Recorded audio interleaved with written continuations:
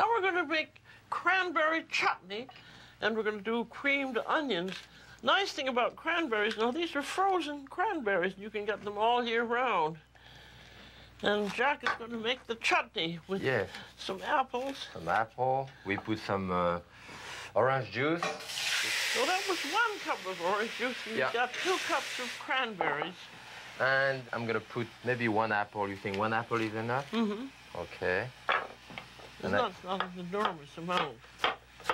Cut it into little dice. Going to leave the skin on. I leave the skin on this. And that's a Granny Smith apple. Yeah, that's a nice green one.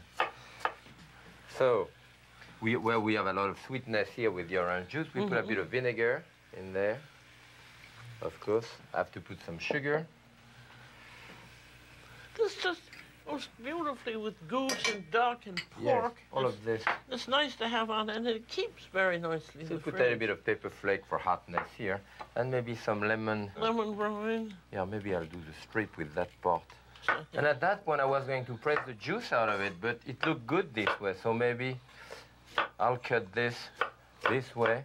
Do you notice how he says maybe? He's really making up the recipes going along, though he knows the general theme of the recipe. Every once in a while, he'll have a better idea. Yes, well, this is cuisine d'opportunité, you know? Yes, well, as we say, recipes are not written in stone. They're just to give you an idea of what to do, and then you go on. See, that looks beautiful. That and does. I think that this will cook a few minutes, and those things really burst open, right? So we let it cook. Now we're going to do creamed onions. These were onions that were peeled and then cooked very slowly in a little bit of chicken stock. Now I'm going to reduce or boil down the chicken stock to almost nothing, which it has done, and put in a little bit of cream. I'm just going to let that boil now. Just so that naturally it reduces and get thick enough. I'll put a little more pepper in. I know you'd like black pepper. Yes, I do. This is white. Okay. So this is our liver and the gizzard, the heart, the neck. We're going to pick that up and cut it in pieces for the sauce. That's it. I'm chopping up. This is the gizzard, and remember that cooked with the stock ingredients. Yeah. It makes a very nice gravy to have these all little tidbits in. Some people throw them out. Tant pis pour eux. Yes. Don't throw anything out. I'm doing the neck here and the flesh of the neck. And I'm doing the heart here. The heart. All of that we're going to add. And here's that liver. Oh, you add the liver at the end too? Mm-hmm. That's going to cloudy the stock, you know, the liver. Well, we're going to thicken it anyway, so it's going to be a little cloudy. Shall I put it in there now? Yeah, So this is our stock, which, as you see, has reduced now. It's darker in color. So that's going to go in it. Nice. And then we're going to thicken it with some potato starch. Some potato starch. That's about it. That's about it, Heaping tablespoon. Yeah, that could be plenty. You want some white wine? You can put some white wine or a little tawny port. It's dry, though. You don't want it sweet. So this dilute and the starch, the pure starch like this is potato starch. You can use arrowroot also, or even cornstarch, but the cornstarch tends to be a bit too gooey, so I think this is better. I don't think it's very stable. Right. And what happened is that as it touch, it thickens on contact. So you put a little bit and you stir it, and you look at it, put a little more, stir it, look at it, you can stop whenever you want.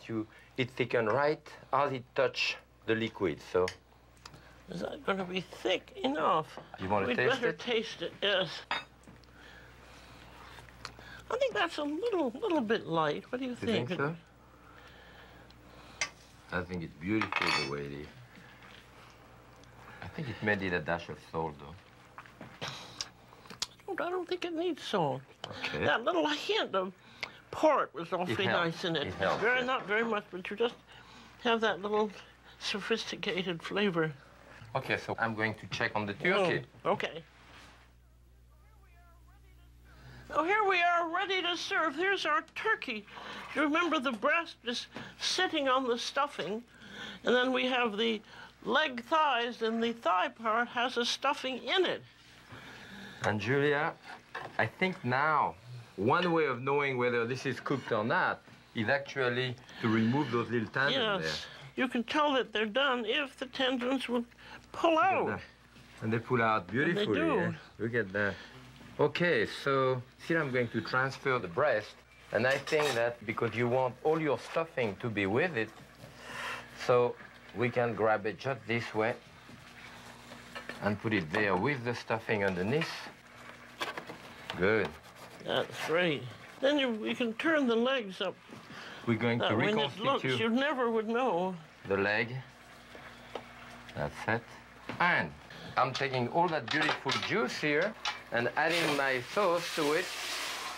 Bring that to a boil, and we finish the sauce. Well, he's doing that. Here are the creamed onions. Look at the way that's beautifully reduced.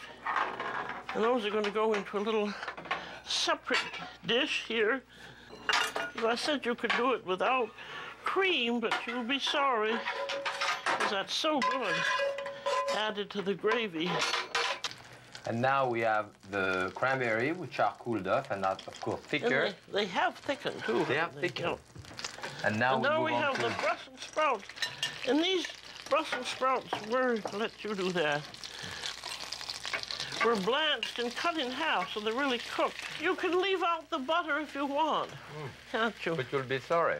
You'll be sorry. And then we have extra, of course, the sweet potato here, and a regular mashed potato, and those are kept in hot water. That's a good idea. And we're going to combine it together, right? This wouldn't be a turkey dinner without two kinds of potatoes, yes, would it? Right. Yes. I love it. Oh, and I think everyone loves mashed potatoes. Yes. Yeah, that looks good. Okay, and here is... And that mashed sweet potatoes. That's the sweet potato. And this time it doesn't have marshmallows on it, but you No could. marshmallow in it. I rather like marshmallows. Oh, you do? I'm not But crazy most about people, it. well, that's because you're French. Yes. You weren't grown up on marshmallows. I'm French from Connecticut. Here we are. Well, that looks lovely. You know, these, you're just warming them through this way. Now here are the Brussels sprouts. Put the Brussels sprouts in there. And then you're going to carve the turkey a little bit anyway, so we can see how it goes. Here we are. Well, that looks lovely. And this, Wow. I thought that first, showing them the whole leg, the stuffed leg this way, you know, because you see this way, it's all nice and stuffed. And everybody, then the dark meat people get stuffing as well as the white meat people. So we can carve it, maybe we'll do one portion. Now a little bit of the turkey, which I like to cut here, as you start carving down. And the nice thing, if you hadn't removed the wishbone, you wouldn't be able to cut it this way. Right. That looks lovely. And that's not overdone either. Now we can grab a little bit of the stuffing underneath. That stuffing looks really good. You know, here we are here. You think we should put that's nice.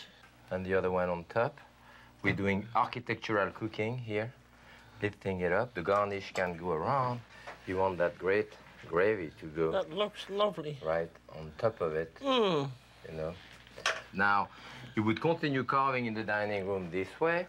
I would serve some sauce on the side, but certainly put a little bit on top, like this, to give some richness to the look, you know. And the rest of the sauce, of course, in a sauce boat. We have a real feast here. Certainly do. Now, what kind of wine would we serve with this? A lot of wine, and all kind of wine. Red, white. I like to put both on the table. A sturdy white. People... Like a deep, beautiful Chardonnay. That's a Chardonnay. That's what you want? No, I'd like a little red, I think. A little red, okay. What do we have And this here? is a Pinot Noir. You know. Oh, good. I think that Pinot Noir Yeah, that is Pinot Noir lovely would go very well with it. Well, it was great cooking that turkey feast with you. Well, I'll cook one with you like that any time of the year, Jacques. I think it looks absolutely beautiful. It is, and I hope you're going to do it for your friend, for your family. It was great cooking with you. Tomorrow or this weekend. Yes. Bon appétit. And happy cooking.